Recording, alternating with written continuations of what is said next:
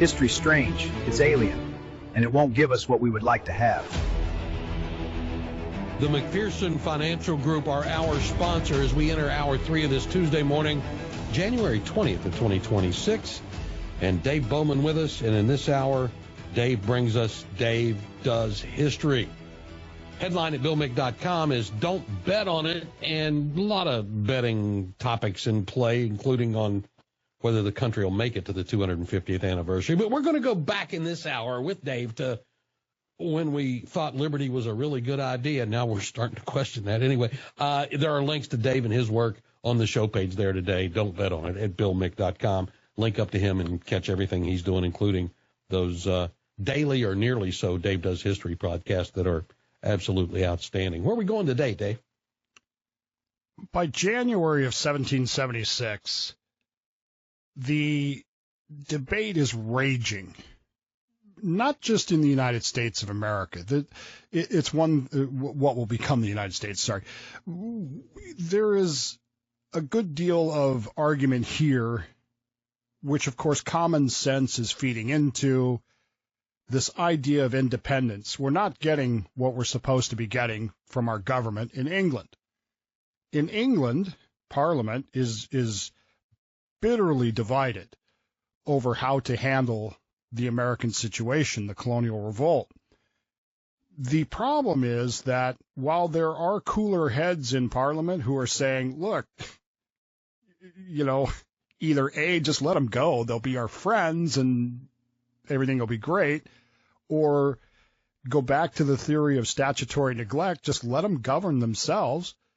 The problem is you have the hardliners, amongst whom is King George III, who are basically, as we've talked about, of the opinion that the king is placed on the throne by God, and any disobedience to the king is disobedience to God, and therefore must be punished.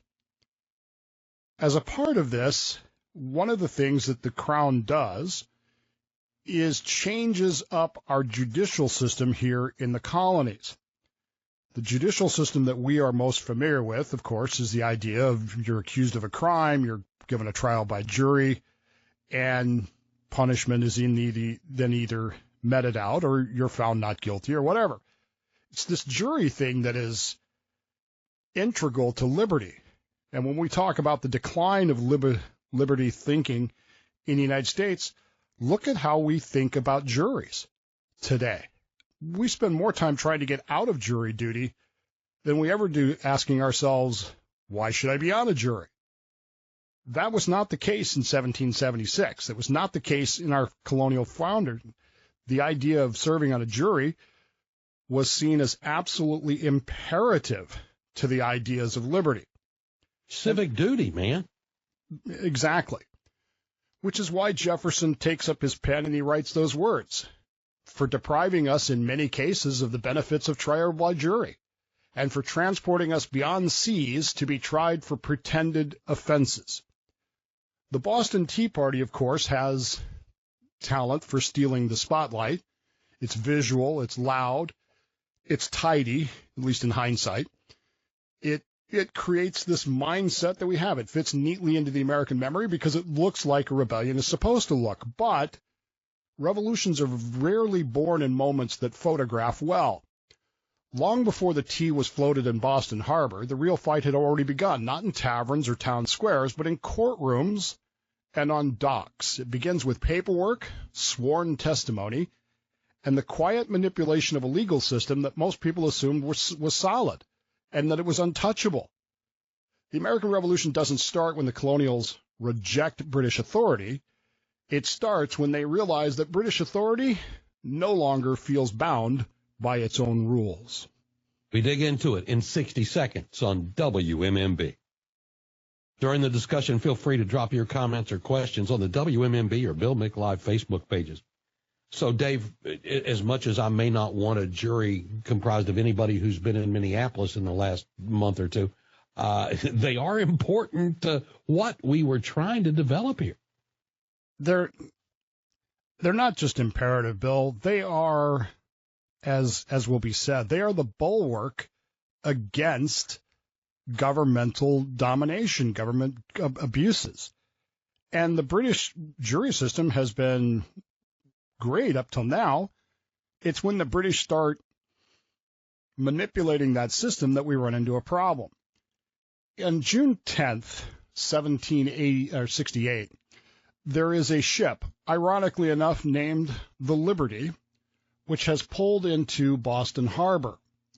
It is unloading, and there is a tidesman, which is a customs official, who goes down to watch the unloading. This is perfectly normal. This is what is supposed to happen. The tidesman, this guy by the name of Thomas Kirk, will later claim that he is locked below decks so that he cannot monitor the unloading of the cargo of the little sloop Liberty. And the implication is that the ship is smuggling, particularly in this case, Madeira wine. And because they are smuggling, smuggling is illegal and you're not supposed to be doing that. But Kirk doesn't actually see any smuggling. He is locked below decks, and he just claims that the reason that he's locked below decks is because they didn't want him to see the smuggling. You understand the distinction there? Mm-hmm. There's no actual proof of smuggling. There's simply an accusation based on his statement that he was locked below deck, and he's the only one saying this. The British react to this with typical British clumsiness. They assume that Thomas Kirk is absolutely telling the truth. Now, the law says that, okay, what this requires then is an investigation. We will send officials to investigate whether or not this actually happened and whether or not the Liberty was in fact smuggling wine. That doesn't happen. Instead, the British just seize the ship and tow it away and prevent anything from being loaded or unloaded onto the ship. The ship, the little Liberty, is actually towed over to the HMS Romney, where the Romney is a ship of the line, has a lot of guns, and you're not going to get anywhere near that. Now, this leads to a riot in the streets. 2,000 to 3,000 colonialists retaliate by roughing up customs officials and burning a collector's pleasure boat on Boston Commons. The officials then flee to the castle there in Boston because they need to be safe and so forth and so on. Now, the problem with this little boat Liberty, little sloop Liberty, is its owner. Its owner is a guy by the name, you've heard this name, I'm sure, John Hancock owns this ship. As in the John Hancock, yes. Okay. The man who will one day understanding. Yeah, the one day governor of Massachusetts. The Crown decides that without an investigation, without following their own rules, without following the systems, they file a suit against Hancock seeking treble damages somewhere in the area of 9,000 pounds in, of course, 1782 money. So this is, or 1762 money, 68 money, sorry, which is going to ruin him. I mean, 9,000 pounds in that era was unachievable. The Crown decides that instead of going through the regular courts, we're going to move this to the Vice Admiralty courts, bypassing the local justice system. And the Admiralty courts use a single appointed judge, a judge appointed by the royal authority, and no jury. So not only do they not investigate, they don't follow their own rules, they put this into what is clearly a controlled environment with a judge who not only is appointed by the Crown, but gets paid, gets paid out of that 9,000 pounds that they're suing Hancock for. So a commission. A commission. Yeah, that's a good way to put it. Okay. So the Admiralty judge is incentivized then to find Hancock, because if he doesn't find him guilty, he gets nothing. He's like these lawyers. If we don't win, we don't get paid. Well, Who's going to take that deal, right? The reality is the judge is already predisposed to make that decision.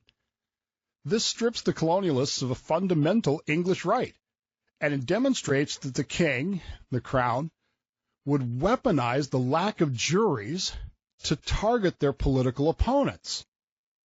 And it's John Adams who is hired by Hancock to defend him, and John Adams will say, this is an instrument of arbitrary power. This is the Vice Admiralty justice system is an injustice, not a justice system. You remove the right of the trial of jury of peers of the colonials. You're basically saying we don't have to follow our own rules, and we're going to screw you over. Now, in this particular case of the Liberty, the charges are eventually dropped, but the affair cements the British strategy of using maritime law to circumvent colonial juries. And this is what Jefferson is talking about when he writes those words. He has deprived us of our trial by juries. And that is a characteristic of a tyrant. And we dig into it more when Dave Does History continues on Bill Mick Live. This is Dave Does History on Bill Mick Live. Our hour brought to you by the McPherson Financial Group. So, Dave, we're familiar with the incidents in Boston now, but as you said, they're developing a pattern of how they're dealing with these things now, and apparently it's how the Crown thinks this should be done, and the colonists are being deprived of their rights as British citizens here.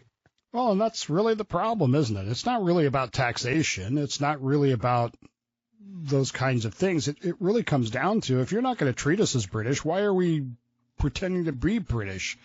And we crave liberty. We crave that self-determination of what we ourselves will be. Now, it would be a mistake to say that that idea is fully developed at this point in 1776, because it's not. The Articles of Confederation are going to prove that next year, but at least we're headed in that direction. Nothing happens overnight. So after the Liberty incident, in which the Admiralty courts are now being used, which are tremendously unfair, and merchants are losing, every time they go to court because the judges are being paid out of the proceeds that they win. In June of 1772, there's an incident where a British sloop of war called the HMS Gaspee. Now, this is a warship, a small one, but it is a warship, which is well known in the area of Nagarasant Bay. It is well known for being particularly aggressive in enforcing British colonial rule. The ship, the Gaspee, runs aground off Rhode Island. Now, this is not unusual. Ships run aground all the time in this era. It's a different world, I guess. And they just kind of wait for the tides to come in and pull themselves off. It's not that big of a deal. But in this particular case, some Rhode Islanders, led by a fellow by the name of John Brown and another fellow by the name of Abraham Whipple, which is a great name, decide that they've had enough of the Gaspee and her adventures. And they row out. Has the Gaspee been harassing their boaters, their fishermen, that type of thing? All of their merchants and catching these alleged smugglers and the likes of that. So they row out to the Gaspee, which is hard aground. They board the Gaspee, shoot the ship's commander, and they burn the Gaspee to the waterline, which is basically they just destroy it. Now, this is obviously not an act of smuggling. This is an act of war. This is 1772, so we're not even there yet. The Royals decide that they've got to take action because we just can't have this. And so now, in addition to the Vice Admiralty court system, they're going to add a second consideration to these kinds of things, and it's this consideration that will really ruffle feathers. So the colonies can't be happy about how this is going on, Dave. Well, they're not the only ones not happy about it. The king himself is not happy. King George III establishes what is known as a royal commission of inquiry, and he basically gives them carte blanche to investigate this incident, the burning of the Gaspee, with a mandate. He not only wants the incident investigated, which is a broad term, he wants the suspects identified, and he wants them thrown on a ship and transported to England to stand trial for treason. Now, this is unheard of. This is beyond the pale, as it were. This actually terrifies the colonials more than the burning of the ship does. This is what Jefferson means when he says he has transported them beyond seas, meaning trial in a hostile environment, far from witnesses, far from their community, and with a justice system that is all but guaranteed to result in a conviction. And again, juries are designed to be bulwarks against government, overreaction to things. Sometimes we don't like necessarily how juries work, but it's a good system in the sense that it maintains that, it forces a government to be right as opposed to just willing. The idea that these people are going to be transported overseas is one of the most unifying elements of the American Revolutionary War. It is what Jefferson refers to as common cause. In Virginia, the reaction to this Gaspee event is very telling. The House of Burgesses, which we've talked about, meeting at the Raleigh Tavern. Remember, they got kicked out of their colonial capital, and now they're meeting in this tavern, which still bemuses me immensely. They decide that this is not cricket. The threat of transportation of accused to England or to, in this particular case, Halifax, convinces them that British claims must be treated as common cause amongst all the colonies. And it leads to the establishment of committees of correspondence to coordinate resistance. We talk about, coordination of things like that. Well, these committees of correspondence are what really allow the colonies, all 13 of them, to communicate, or 14 of them, depending on which side of the Vermont fence you're on, to communicate with one another in a quick, efficient, and in fact, detailed manner that just absolutely stuns the British. They still, to this day, can't believe how well we communicate with one another. And of course, when Jefferson sits down to start writing these words, he's listing all of those grievances against the king, all of these things that the king has done. And remember, we've shifted from Parliament to the king. The king has done this, and particularly in the Gaspee affair, he is the brains behind what the British are going to do with this Royal Commission of Inquiry and this idea that he wants a guaranteed conviction. That's not English law. And that is why when he drafts the Declaration of Independence, he writes those words: for depriving us, in many cases, of the benefits of trial by jury, by putting these accused in front of a vice admiralty court, it's not fair. And this is exactly what Jefferson is referring to. Directly, he's referring to this, to the Liberty case. And then he writes, for transporting us beyond seas to be tried for pretended offenses. That's a great word. This is direct reference to the king's orders regarding the Gaspee affair. These items weren't put in there accidentally. They were put in there intentionally. They were put in there on purpose because Jefferson knew exactly what we were trying to do. We were trying, again, candid facts submitted to a waiting world. These are the things that the king did. These are things that are not characteristics of a good leader. They are, in fact, characteristics of a tyrant.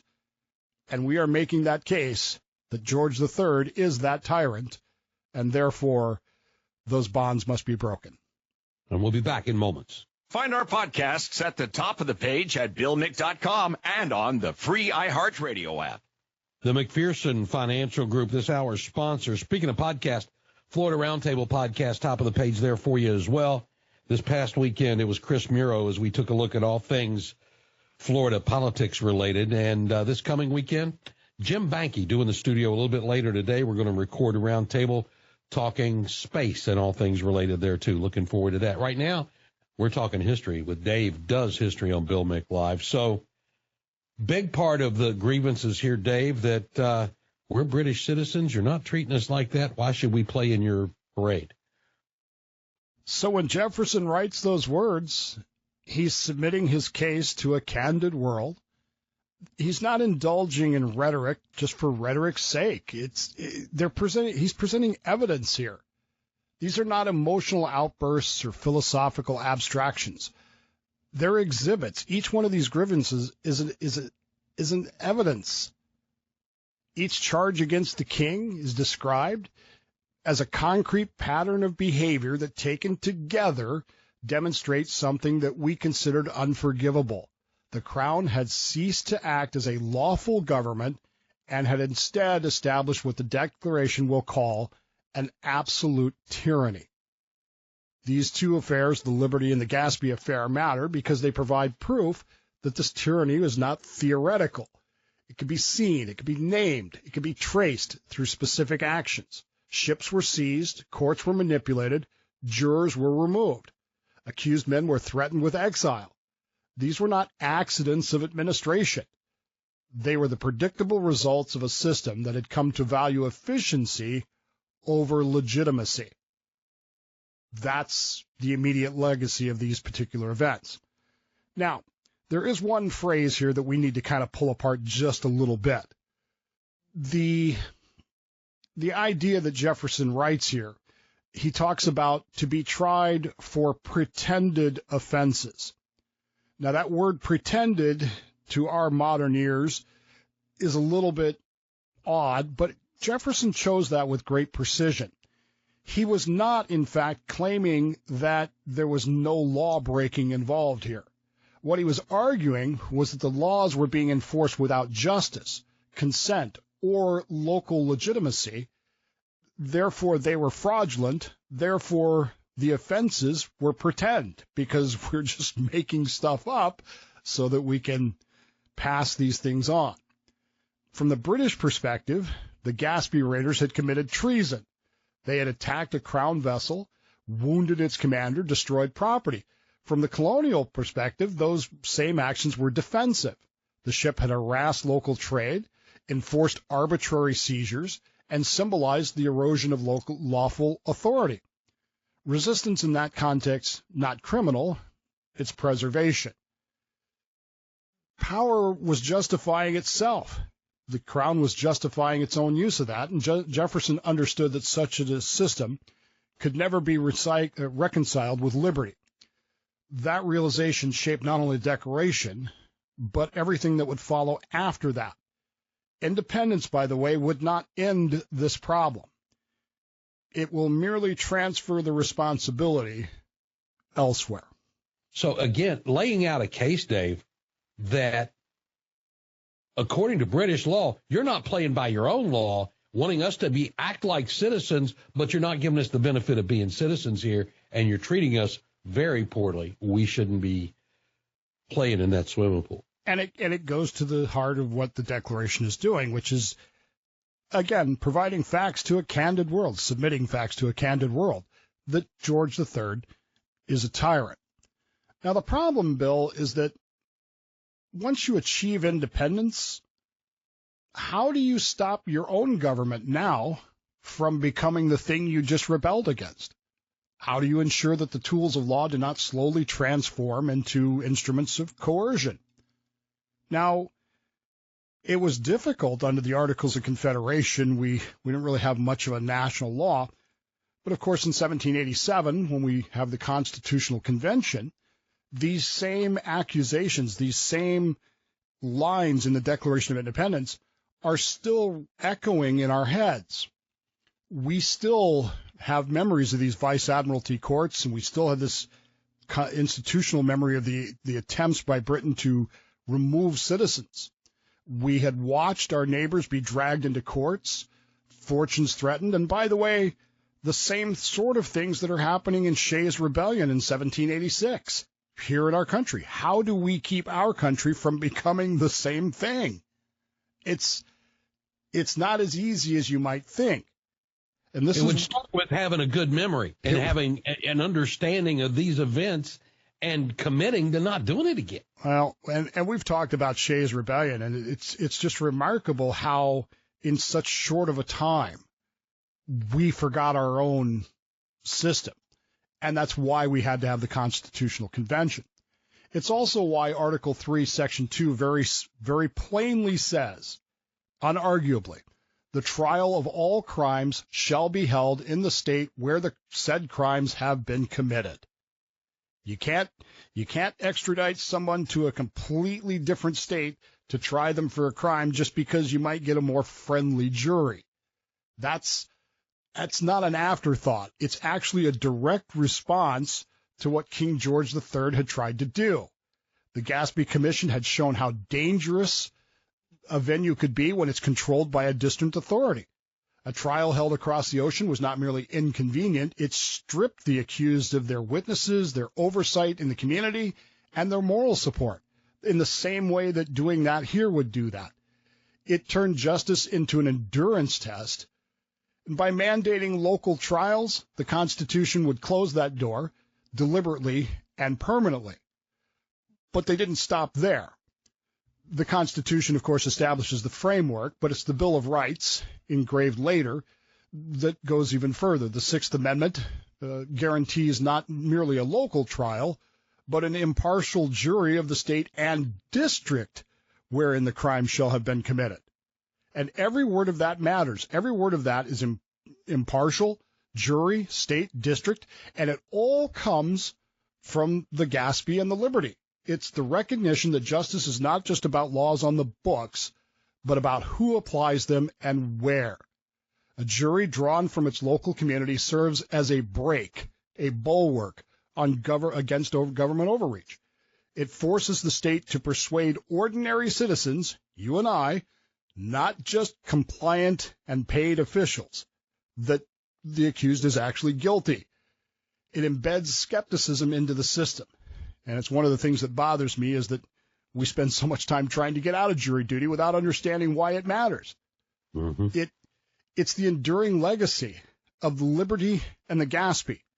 And I hope that the next time you receive a jury summons, you look at it and you think about those two incidents. You think about Jefferson writing those words, and you think about all those merchants who were hauled into admiralty courts and had everything stripped from them by a justice system that was essentially paid by what they could get out of you. The right to a trial by jury did not emerge from a philosophical abstraction. It was carved out of our lived experience, secured by people who had watched that right disappear under the king's tyranny. And it stands today not just as a courtesy granted by the government, but as a barrier erected against it. Well, maybe we're developing a little better understanding through doing things like this show every Tuesday. And Dave Bowman, I really appreciate it, man. Job well done. Thank you. I appreciate it. Check out more stories from history at davedoeshistory.org.